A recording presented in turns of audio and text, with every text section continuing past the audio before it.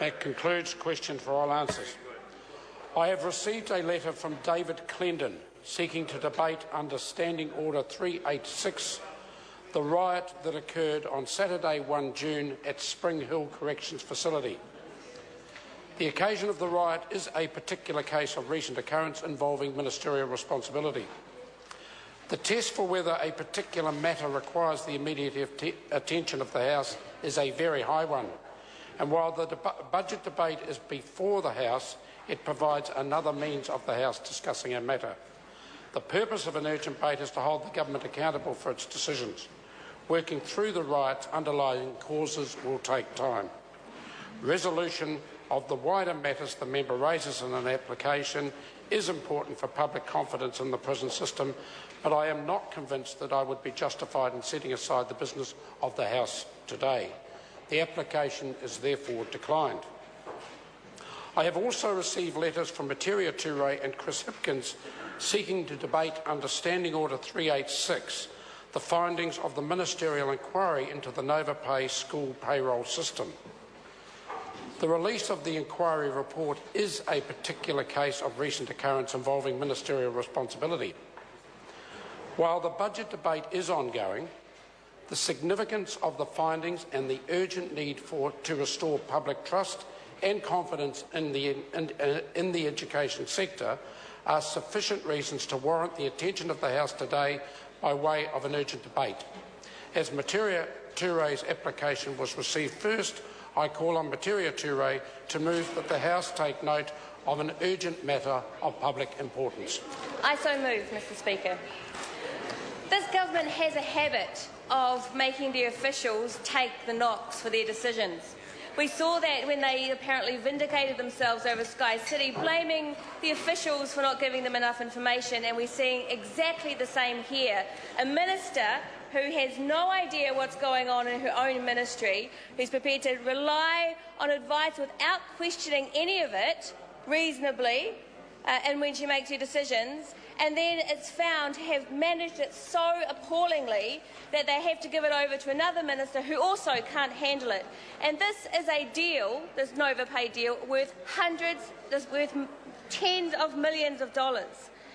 What do we find in this report from Martin Weavers? Well, I can certainly say that the public are tired of ministers pretending that they have no responsibility for asking the right questions over these enormous projects that not only cost millions and millions of New Zealanders' dollars, taxpayers' dollars, but have significant implications for families and for teachers in schools. And that's what we've seen. It has been teachers and schools who have paid the cost of the failure of Minister Hekia Parata and the rollout of Novopay. While the Novopay inquiry, it has to be said, does highlight some of the failures from officials, it certainly does not vindicate ministers as they would like to say.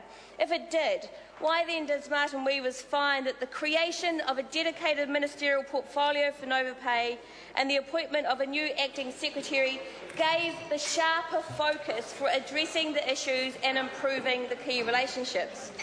He says that because the fact is that when Novopay was in the hands of Hekia Parata, there was no sharp focus on the issues. There was no interest in improving the key relationships. And there certainly wasn't any commitment to making sure that when Novopay was brought in, it would be a system that would work for families, for schools and for teachers. When this fiasco was in full boil, Hekia Parata was in charge, along with a woman that we now know she had a pathological problem communicating with, and that was Leslie Longstone. Is it any wonder that Weavers found that key questions around the finance were not asked by the minister, by other ministers related in that portfolio, or by their officials, and that the decisions were rushed through without proper oversight, without listening to all the warning from teachers and from payroll workers who said they did not trust the system to work because they were having to deal with the consequences of it. The context was a ministry overseen by a minister that we now know is incapable of listening. We know this. This report shows how that kind of attitude can infect a whole workplace, how information just will not flow freely when you simply cannot trust a minister to deal with that information effectively. Ministers can blame officials for not giving them good advice in the crucial June 5th report to Parata, English and FOSS. But the inquiry found that there were concerns in that June 5th report that were so obvious, most of us are left now wondering, why were they not picked up on by ministers? Did they not bother to read that report? While the officials reported that they were ready to go live and they didn't think that there were any outstanding issues, in that June 5th report, they also pointed to 2 criteria that were not being met, and they described elsewhere in the report that some criteria were only close to being met. With the stability of the entire education system at risk, with the pay, the weekly pay, or the fortnightly pay of hundreds and thousands of New Zealanders at risk, why did these ministers, Parata, English and FOSS, not just ask a few quick key questions? Why didn't they say to officials, go and get these uncertain elements checked out first? Find out why the criteria haven't been properly met. Weavers found that ministers at the time were not even sure who was in charge of the project. That ministers were having meetings with these great teams of people, but were completely unclear as to who had responsibility for a multi-million-dollar project, IT project, that affected thousands and thousands of New Zealanders and their fortnightly pay. How is that even possible? What kind of Mickey Mouse operation was Hikia Parata and English and FOSS, and effectively this entire government, National Act government, running, that they didn't even know who was responsible for a multi-million-dollar IT project? It was like Novopay just didn't exist. It wasn't part of their radar, even though it affected thousands of New Zealanders. Ministers were told back in July of 2009 of significant risks with the system, and they should have been on heightened alert. We have to ask ourselves, why were they so obsessed with pushing go before the system was ready to handle the problems? What kind of culture had infected the ministry that officials did not feel free to give ministers good and honest information? What kind of culture did these ministers create? The June 5th report, June 5th, was a key date according to Weavers. There was no turning back from the decisions that were made there. Mr. Speaker, it was crucial that ministers got that decision right.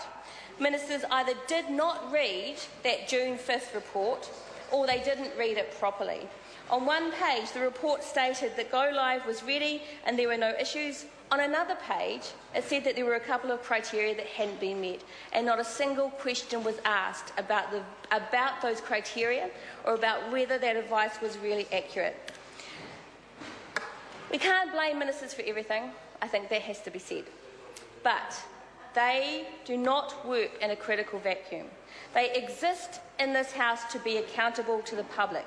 They exist to ask the questions of officials and to make sure when they make the final decisions, they are making it with the full information and with the concerns of the New Zealand public at heart, particularly when you're talking about a multi-million-dollar project that affects thousands and thousands of New Zealand families.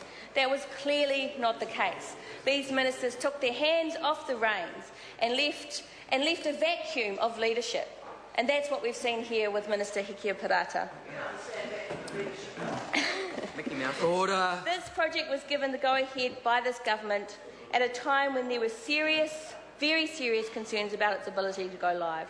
And as a result, we have had more than 12 months now of families not being paid, of people being overpaid and chased by debt collectors. We've had schools who have had to fork out their own money to make sure that their teachers and employees were being paid.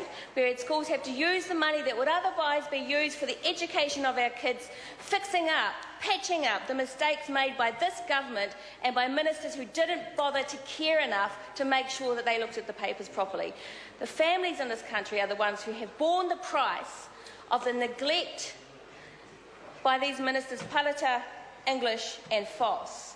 And they owe it to them. And in fact, even the money that this government has allocated to schools to help cover the costs, we know it doesn't cover the costs. We know that schools have lost workers, particularly payroll workers, who were extremely important and long-time employees of those schools because of the harm that was caused by Parata and English and FOSS. That those ministers led those schools to be existing in extreme stress for months and months on end, just for the basics, just because they wanted to make sure that their teachers and their workers were being paid their wages.